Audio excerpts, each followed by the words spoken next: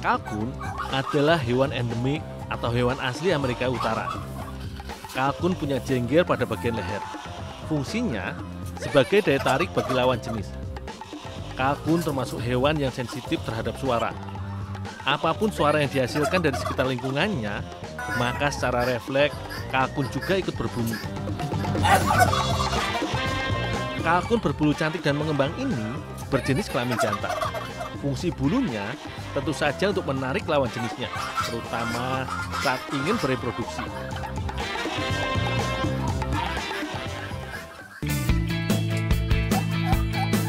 Setiap pagi dan sore, kalkun akan diberi pakan seperti ini.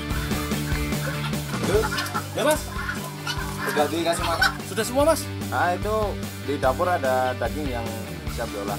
Oh, makasih mas ya. Ya.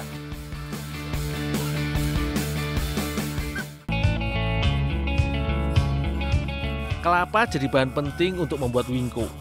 Agar lebih gurih dan lembut, Mbak Tata memarut kelapa sedang. Kalau terlalu tua, bisa membuat tekstur wingko jadi kasar. Mbak, ini daging kalkunnya mbak. Iya, Nur, makasih. Tolong bantu mengadonnya. Oh iya mbak.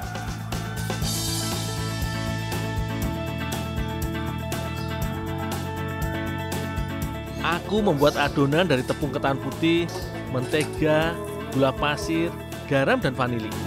Ukuran mentega yang dipakai tidak boleh terlalu banyak. Hal itu bisa membuat wingko lebih berminyak saat dipanggang. Setelah semua tercampur rata, baru kucampurkan kelapa parut.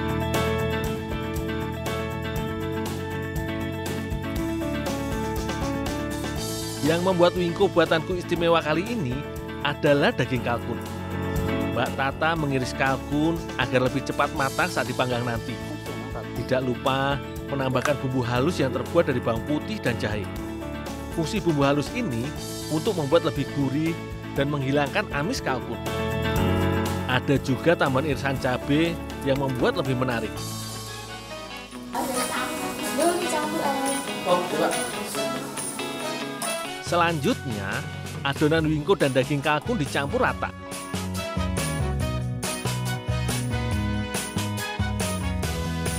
Biar lebih menarik, aku menambahkan pewarna khusus makanan.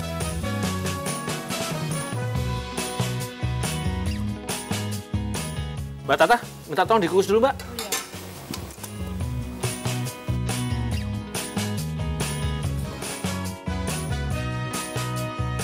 Adonan wingko harus langsung dikukus. Terlalu lama membiarkan adonan bisa membuat rasanya jadi masam.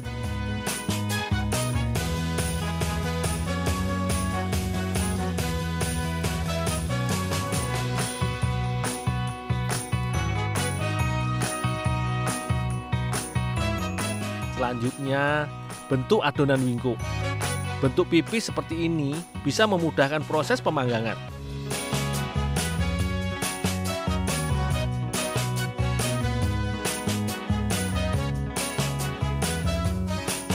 Oles panggangan dengan mentega agar wingko tidak lengket saat dipanggang.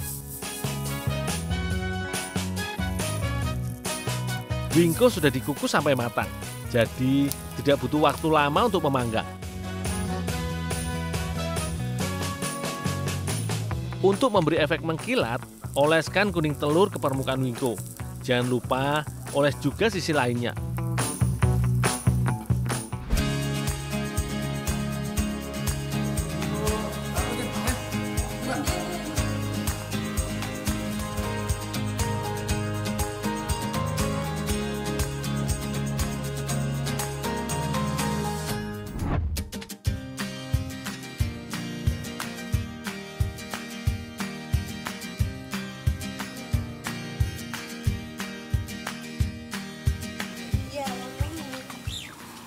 Wis akeh urung, Bu? Urung. Tak ada wangi ya? Dul, Ya mbak. kamu petik yang di atas ya, Oh. panjat. Ya pak.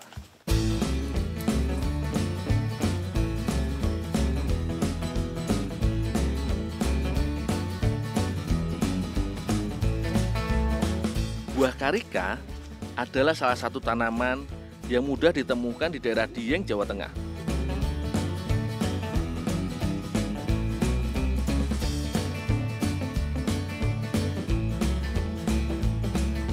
Tanaman ini memang hanya bisa tumbuh dan berkembang di daerah dengan ketinggian lebih dari 1.500 di atas permukaan laut.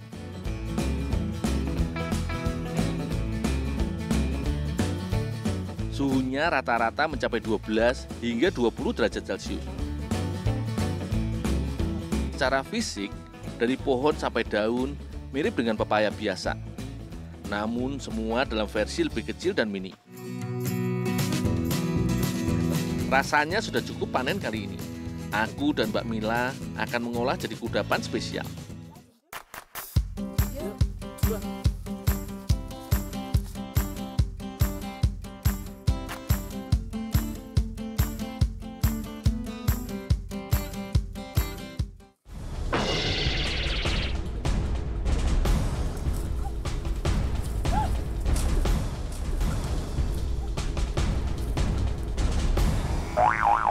Piye toh, Mbak? Usah nanti tiba itu. Maaf, Dul. Yowes, Mbak Mila pulang dulu aja. Nggak Wes apa-apa. tak beresin wae. Maaf, Dul. Iya, nggak apa-apa, udah pulang wae. Beneran? Iya, ya. Ya udah ya.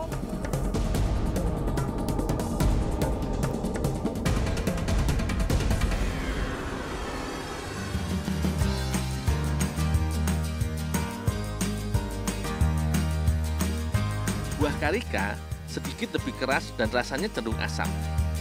Aku akan mengolahnya jadi selai.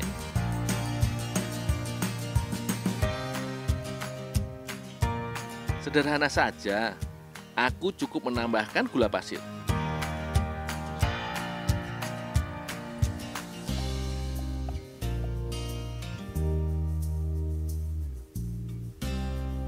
Saat pemasakan, karika akan lunak. Butuh waktu yang agak lama untuk membuatnya jadi selai. Harus terus-menerus diaduk agar gula pasir tidak menempel.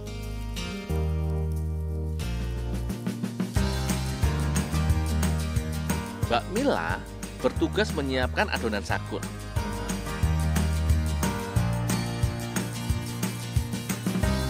Kelapa yang diparut tidak boleh terlalu tua karena akan mengurangi rasa dan aroma sagun. Kalau kelapa segar seperti ini, membuat sagun lebih gurih dan teksturnya lembut.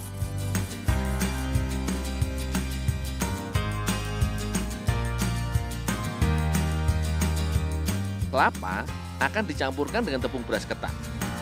Untuk mendapatkan sagun yang enak, tidak boleh sembarangan mencampurkan kelapa dan tepung beras ketan. Terlalu banyak tepung beras ketan akan membuat tekstur sagun terlalu keras. Sebaliknya, kalau kebanyakan kelapa, bisa membuat sagun terlalu lembek.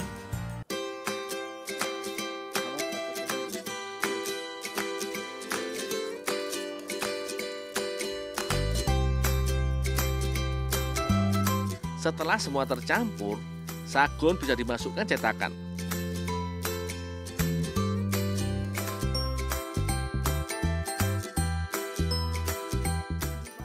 Supaya lebih manis, ditaburi gula pasir.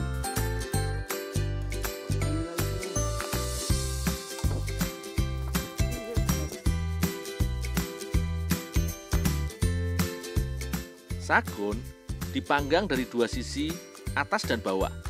Supaya matang sempurna, tidak boleh terlalu lama memanggang, karena akan membuat sagun keras saat dimakan. Jangan terlalu sebentar memanggang juga.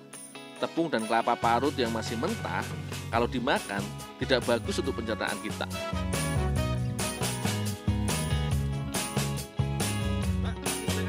Wah, makasih, Dul. Sagun sudah jadi. Selai karika juga siap dioles. Tinggal dioleskan di atas sagun seperti ini. Aku sudah terbayang gurihnya sagun dan manis segarnya buah karika.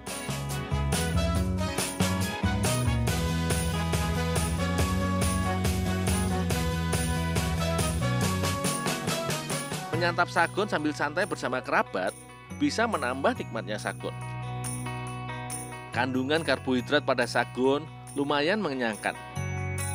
Lumayan jadi tambah energi setelah panen karika. Karika juga tak kalah banyak manfaatnya. Tidak hanya kaya serat, tapi karika juga mengandung enzim papain yang mampu membunuh bakteri jahat dalam usus dan menjaga keseimbangan asam lambung.